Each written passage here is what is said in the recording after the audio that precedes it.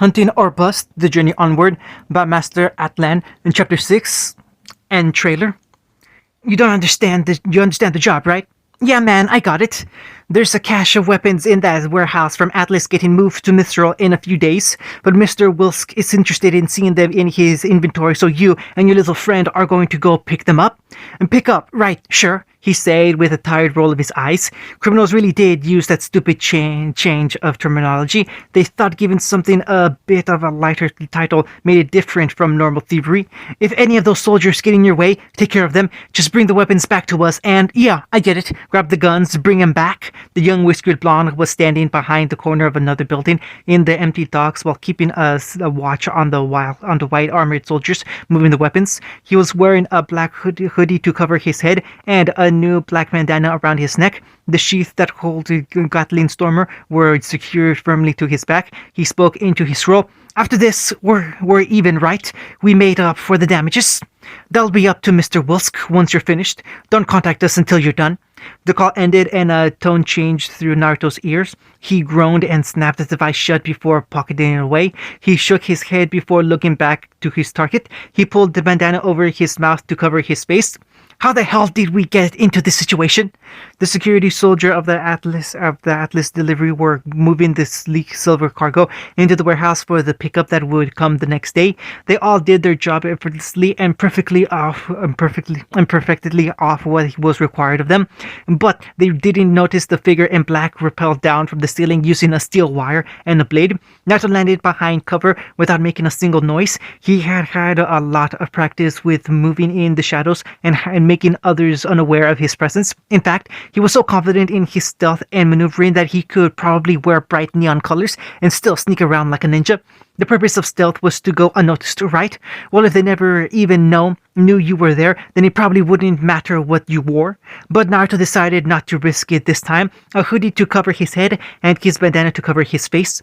These guys were part of the largest military might in the world after all. He didn't want them noticing his face so he could go up on the Atlesian most wanted list. Naruto snuck behind the cargo without raising any alarms. It was nighttime, but he could still see the guards and soldiers clearly. He just had to grab whatever he could, maybe try and knock a few of these guys out, and then he and Sasuke could be done with all of this. One soldier placed the box of cargo on top of a large set before he started walking away to get the rest. Naruto's hand swiftly popped up from behind the cover and grabbed the box before pulling it away. Naruto effortlessly ran to an alley outside of the warehouse and dropped off the merchandise before making his way back. Naruto continued to sneak in and out of the warehouse while stealing the smaller boxes of weapons without bringing any alarm to the guards. He made his way to one of the bigger sleek crates of weapons and prepared to sneak the guns out quietly, but when he tried to open the box, he found it was impossible to open the top. Naruto looked at the crate in confusion before noticing that its side was an electrical lock that needed a number crunch to open it. His eyes widened in shock before looking over all the cargo inside and noticing they had the same look.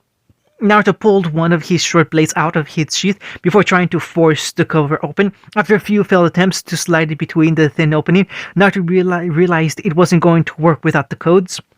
Crap! Naruto clicked his tongue against his teeth before looking up to see a soldier in full armor with donut in his hands, staring silently at the thief. Naruto shook his head. Dude, for both our sakes, don't do it. The soldier dropped his donut and reached back to grab his gun to incapacitate the thief, but Naruto spun the short blade into his hand and shot an arrow into the soldier's chin to knock him out. The soldier staggered back after the strike to his exposed chin and started shaking on his legs. Bang, bang, bang, bang. But that didn't stop him from firing his gun off into the ground. Naruto flinched as the loud gunshots echoed through the warehouse. Naruto didn't do anything until he slowly turned to the side to see all the soldiers looking directly at him. He gave a weak chuckle. Hi guys, nice weather we're having, am I right? They all stopped what they were doing and grabbed the guns latched to their backs. They immediately started unloading bullets to the young man as he dove behind another crate for protection. When the soldier started running towards his position, he immediately ran out of cover and started evading the bullets getting sent at him. He flipped and slid over crates before vaulting off them and spinning in the air. The young thief was doing whatever he could not to get ripped apart by the barrage of bullets. He finally slid behind a larger crate that had protected him from the onslaught of bullets. The soldier stopped firing and stayed wary as they looked at the crate the interloper had hid behind. Some of the Elysian soldiers looked between each other before slowly making their way towards the crate. The large crate was thrown off of the ground and knocked most of the opening force off their feet and onto their backs. They looked at the massive cargo crate that weighed more than most of them could lift on their best day before turning to look at the culprit. His features were still hidden beneath his hoodie and bandana combo, but he was no longer hiding from sight. He had a long katana in his right hand and several short blades along his arms tied together by wire. He took a moment to fix the set of weapons he was using before grunting confidently and lowering himself into a stance. The moment one of the soldiers twitched to raise his weapons, Naruto started firing arrows from all of his swords in every direction. Some soldiers ducked behind cover while some were knocked back by the arrows, hitting them in their weak spots. Naruto dashed forward and caught a soldier off guard before swiping his swords and knocking the man high into the air and against the roof. One soldier aimed his way back, but Naruto started swinging his blades and swords to deflect the bullets flying towards him. He leapt forward and swatted the soldier away into a pile of crates. Two soldiers looked between each other and decided this wasn't working.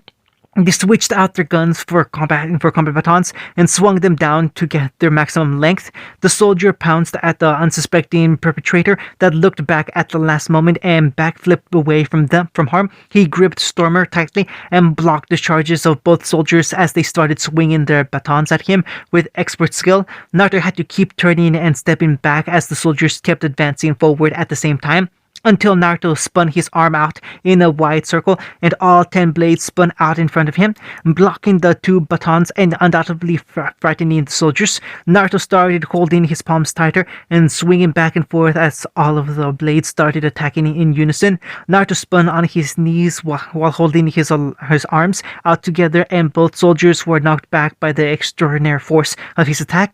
Some of the soldiers started to groan and pull themselves up as Naruto grabbed one by the helmet. "Where are the codes to the locks?" He passed out, and Naruto sighed excessively before catching something in the corner of his eye. He saw 3 other soldiers running out of the warehouse and somewhere safe away from him. One of them was holding a miniature scroll tightly in his hand and trying to hide it out of sight. Naruto narrowed his eyes before he started chasing after them. While running after the escaped soldiers, he pulled out his scroll and dialed up his partner's contact. "Sasuke? Sasuke? Sasuke! Huh, what? What are you doing, you idiot? Did you not hear all the gunfire and me kicking ass?" "Sorry, Naruto. I was, thinking about something." "Well, pull your head out of your ass and get down to the warehouse. I knocked a few soldiers out, but there are still a lot of them getting back up, and we can't open the cargo unless we have a security code, and I think one of these guys I'm chasing has it. I'm sure the place is clear for us to run when I get back." "Roger." The call ended and Naruto pocketed his scroll as the 3 soldiers started making a turn into another alley.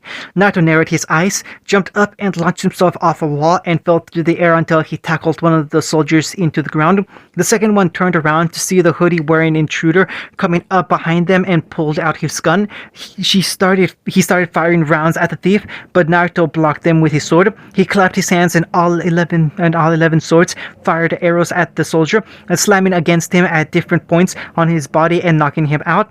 The last soldier was climbing the ladder to the top of one of the buildings, with Naruto hot on his trail. The whiskered boy jumped up to the roof and watched the large man run to the edge of the roof. He turned around and faced the boy, hiding his features from the light. Naruto noticed that this guy was much larger and more muscular than the other soldiers, and while their armor was predominantly white, his had a tone of silver that shined against the shadowed moonlight. That meant he could be something like a lieutenant. Naruto looked at the man's hand and saw the small scroll in his palm before demanding, "Give me the codes. We need them." The large soldier man pulled out a pistol and started firing at the thief that just ducked and dodged the bullets before swiping them away. His gun was empty and Naruto spoke once again. "Hand it over, or I'll take it from you." The soldier looked down at the device in his hand before carefully placing it in his back pocket.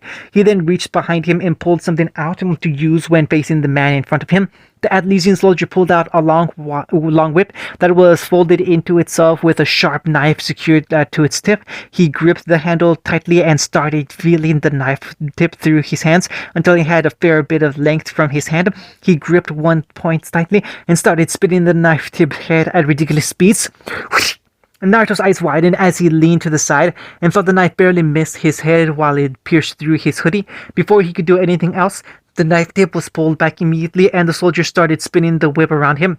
He jerked forward, and the whip came at Naruto, who barely blocked it with his sword. It immediately came back down from the other direction, and continued doing so with unbelievable accuracy. But Naruto didn't falter, and blocked every swipe of the whip with his blades. The roof was covered in a flurry of long range and nearly invincible attacks, as the two combatants kept trying to gain ground on each other. Sparks flew, and the sound of wires and whips filled the air, while the two men fought each other. The soldier wrapped the whip around his arm and started leading it with even better accuracy as Naruto stabbed the knife off with his blades. Naruto slid to his side and started firing arrows as quickly as he could at the lieutenant, but just watched as the large man spun his whip around like a barrier. Naruto clicked his teeth and spun along the group like a top as he gave his strings some slack to extend and slash towards the soldier who blocked his blades. He took the initiative and started aiming the knife tip from above down and at the thief. Naruto kicked off the ground as the knife came down near his head and followed him across the roof. The lieutenant pulled back on the whip before snapping it forward and nearly piercing through Naruto's head. The whiskered boy ducked and watched as the soldier spun around before extending his whip to its full length. Naruto had to jump and spin over the long weapon as it nearly covered the whole roof. Naruto landed back to his feet and gritted his teeth. This was a pain in the ass. They both had long-range weapons, but this guy had more experience with using his weapon in combat. Naruto usually opted to beat his enemy quickly when he used Gatling Stormer, because it was a difficult weapon to utilize continuously in battle. The longer this fight lasted, the more his enemy was going to get used to his moves, which put him at a disadvantage. Naruto sent his blades up to shoot arrows again, but with amazing skill, the lieutenant sent the knife tip forward and sliced through the wires holding his blades together. Naruto watched in shock as his swords fell around him after they were separated. He then felt an immense pain run through his chest and slowly looked down to see the knife tip of the whip had embedded itself into his sternum. Underneath his bandana, blood slowly started to trickle down his chin as he choked. What? The knife tip was pulled out of his chest, and the lieutenant spun around before bringing the whip in full circle, causing a long gash to go from the thief's stomach to his ribs. The Elysian lieutenant looked in shock as the shorter man fell to the ground with a terrible injury. He caught the tip of his weapon back into his other hand while wondering what just happened. He had used this weapon for years now, but something like this had never happened before. His adversaries were blown back or knocked out when he used an attack like that, but it never pierced through someone like that before. How did that happen? Before he could wonder about what had happened, he saw the young man start to lift himself off the ground while blood poured out of the wound. With strength he wouldn't expect someone with such a grievous injury to have, he stood up swiftly, like it was nothing. He could still see the deep wounds underneath the jacket and shirt, but the skin started to close and heal itself. After a moment, the only evidence he even had those wounds was the blood that stained his clothes. The lieutenant watched as the young man raised his gaze to show off the determined and unflinched eyes hidden under the hood. Naruto was still trying to find his breath as his body healed itself. His eyes wandered along the ground to see Stormer and all of his short blades spread along the ground in front of the soldier, all except for one short blade lying next to his foot. That's fine. That will be more than enough. Naruto slipped the short blade over his foot before kicking it up and effortlessly grabbing it out of the air. He spun it in his hand with exceptional skill before aiming it at the soldier. The soldier decided not to take any more chances and started spinning his whip again. He whipped it forward, but Naruto brought the short blade up and parried the thrust. The soldier started swinging the whip around at blinding speeds, but Naruto blocked all of them with his technique. When Naruto blocked the strike, he stepped forward in a rain of sparks and clashing metal. The soldier swung his arm around and brought the whip down from overhead as Naruto stepped out of its path. He kicked Stormer up into his hand and started using both blades to block the onslaught of whip attacks. The advantage of fighting against a powerful long-range opponent, they have a hard time quickly adjusting to close quarters when the enemy came in close. The soldier pulls the whip back and thrusts the knife towards Naruto, only for the younger man to dodge by a hair's breadth and slice the whip in half. It fell uselessly to the ground as Naruto came in close to the taller and older man. Naruto yelled loudly before a barrage of sword strikes smacked the larger man all around the roof. The Elysian soldier's body jerked left and right as Naruto's blades brought with them the staggering heavy blows. Naruto continued slashing at the man's armor and knocking him around until finally landing a punch under his chin and sending him into the air. Naruto stood silently as the man flew through the air before landing on his face. He lifted his head with a groan before losing consciousness and lying still on the ground. Naruto pulled the bandana off his face and spit up some blood before wiping his mouth. He walked over to the downed lieutenant and searched over his body before finding his target. He pulled up the small scroll and touched it as dozens of passcodes started running over the screen. Naruto lowered the scroll before looking down at the short blade in his hand. He still had the skill, still had the ability to fight with it, and he still felt ashamed to use it for the wrong reasons. The scroll in his pocket started to vibrate, and Naruto pulled it out to see Sasuke's profile on the screen. He answered, "Hey, you alright? Did you get the codes?" Naruto answered enthusiastically, "Yeah, I got it. I'm coming back." "Right, I'll see you soon." Naruto closed the device before letting out a dejected sigh. He just stared down at the floor silently until he started walking around and picked up his swords. He returned them into their sheath before rubbing his thumb over the bandana in his hand. He ran it under his hood and started tying it over his head before pulling his hood off. This was what he was now. This is what he had to do now. This was the path he found himself on. End of Chapter 6. Hunting or Bust, The Journey Onward by Master Athlon, Chapter 7, K-Trailer. Kiba stretched out his legs to get his muscles limber and ready for a run. He started jumping on his feet while rotating his shoulders around and made sure that Crimson Fang was attached to his belt. He casually walked towards the forest before taking out some headphones so he could listen to music on his run until he felt something nudge against his thigh and moan. He looked down and saw a massive dog with white fur standing by his side while whimpering sadly. Kiba knelt down by the dog's face. "Hey, Akamaru, what's wrong, buddy?" The dog's ears fell and he let out another whimper. Kiba shrugged his shoulders. "What? I'm not gonna be gone for long. I'm going on a quick run through the forest and then I'll be back and we can play with everybody else. What's the big deal?" Akamaru growled. "Well, duh, Missy and Sprinkles are gonna act all pompous. They're cats. That's their thing." Akamaru let out a quick bark. "Well, that's a good thing you stopped them from eating Zephyr and Icarus. They gotta know that we don't eat each other here." "Hey, come on." And Giba started scratching behind the dog's ears and smiled. "You're the boss of the kennel now, buddy. This is the job passed on to the next big guy in charge. It's gonna be tough when I'm gone. But I'm gonna be by your side to help." And Kiba looked to the side in guilt. "Okay, until I go off to Beacon, but that's still a few months away, and you know I'm gonna come back home as soon as I can to see you guys again, so please don't be mad." Akamaru's face fell and he whimpered a little while nudging closer to Kiba and sniffing his chest. Kiba felt just as sad to leave Akamaru, his family, and everybody else at the kennel to go study at Beacon next semester.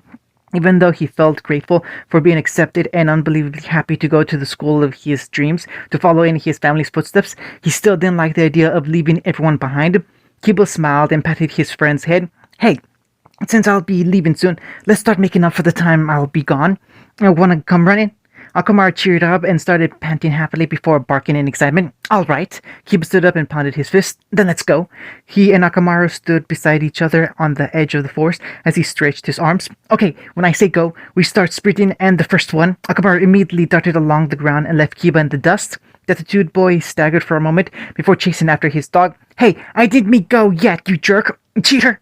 Kiba started sprinting as fast as he possibly could and tried to catch up to his canine partner. After a few moments of running, he could see Akamaru's butt and tail wag while he serpentined around the trees. Kiba smirked as he watched the friend he had been growing up with for years start overtaking him in the race.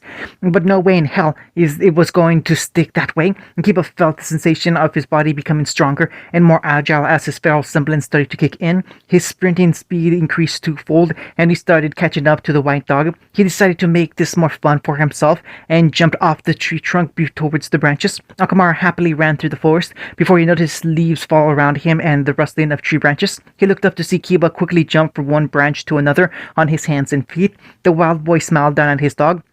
I'm gonna win! Akamaru barked before he started running even faster. He and Kiba started crossing around each other as the dog started jumping off low branches for speed while Kiba started running along the ground. The two partners continued the race until Akamaru jumped off a tree and barreled into Kiba's back as the boy yelped and they both rolled along the ground. They landed in the dirt with Akamaru happily lying on Kiba's body while he laid face down in the ground. The boy started squirming under the dog's weight. Okay, you win. Get off me. Akamaru crawled off Kiba while the young man sat up and rubbed his back tenderly. Kiba frowned before chuckling and patting the dog's head. I don't even know why you're worried about me leaving. You're gonna be just fine here, and I'm sure I won't face anyone nearly as tough as you. Akamaru barked happily while he leaned into Kiba's hand to encourage him to pet more, until the dog's ears opened and he started growling menacingly and lowered himself in an offensive manner, focused in one direction. Kiba blinked in confusion before his enhanced senses started kicking in, and he noticed what the dog was growling at. Kiba slowly turned his head around to see a set of beowulfs start to emerge from the bushes. The red eyes were set solely on the human boy and started to growl deeply. Akamaru slid in front of Kiba protectively and started to growl in return. Kiba stood back up and looked around as beowulfs started emerging from the forest on all sides. He nudged Akamaru's side. Get ready, buddy. I think we have some work to do before we get back. The Grim all started to slowly creep towards the pair as Akamaru snarled his teeth and Kiba slowly pulled out his tonfa. The dog and hunter in training stood beside each other as a pack of Grims started blocking all sides. Kiba's eyes panned back and forth before a grin came over his face.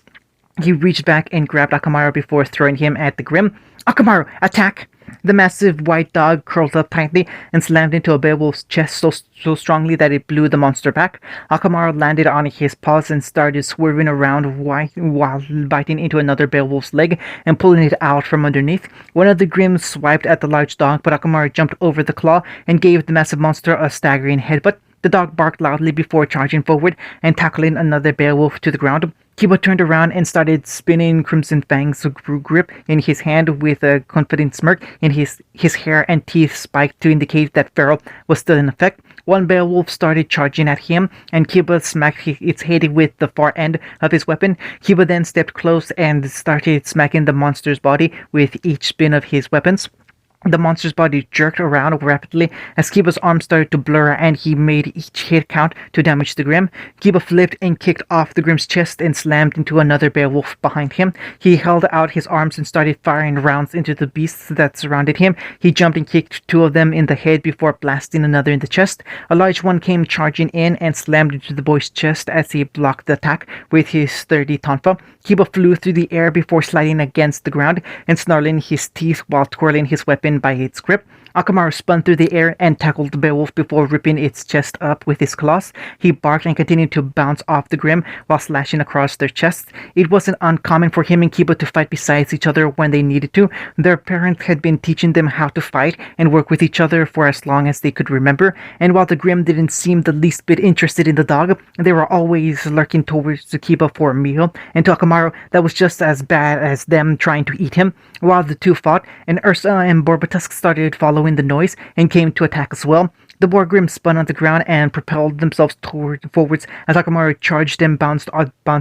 them off his head. The dog stumbled back in pain before the Ursa walked up behind him and prepared for the kill, but Kiba charged in from the side and slammed his tonfa into its rib before planting it into the ground and slamming his rocket-powered fist into its head. The two partners stood between each other and protected their backs. Kiba punched through the chest of the Grim while Akamaru pounced and ripped through their necks. The boy ducked underneath their attacks before pushing up and sending several of them high into the air. Akamaru jumped and spun through the air, knocking several of them back and away from the duo. Kiba finally flipped through the air and landed on Akamaru's back as the white dog howled. Akamaru dashed around the trees and formed a perimeter the Grim could not escape from as Kiba started unloading round after round to the center where they were all gathered together. The monsters let out dying roars and shrieks as they were pelted with bullets from the boy riding his dog. The last set of them were struggling on their feet before Kiba and Akamaru came barreling in and blasted them away. Kiba jumped off his dog and they separated before standing beside each other, ready for another attack. Except there were none to be seen, only smoking trees and destroyed earth along with the corpses of all Grim they had just slain. Kiba and Akamaru quickly looked around and noticed the mess they had caused. Kiba clicked his thick tongue in worry before pocketing his weapon and kneeling beside his dog. Akamaru, we can't tell anyone about this, okay? Mom and Sis would have our asses if they found out. Akamaru shook in worry at the thought of being punished by the two fierce women before he barked in agreement. Kiba nodded. Good. And Kiba stood up before he beckoned for his partner to follow. We should probably get out of here, like right now. Akamaru barked happily and followed after him. Hey, do you think Mom's done cooking dinner yet? I'm starving. Bark, bark. Whoa, no way. You did a good job, but you ain't getting part of my steak. I'm hungry. Hey, don't growl at me. Look, if you want some, how about we race for it? Ready? See you later, sucker. Bark. And Kiba darted off and got a head start as Akamaru chased after him, barking fiercely at the cheap move in a race to see who would win the right to eat the delicious steak they got to eat once a week at their home. End of chapter 7.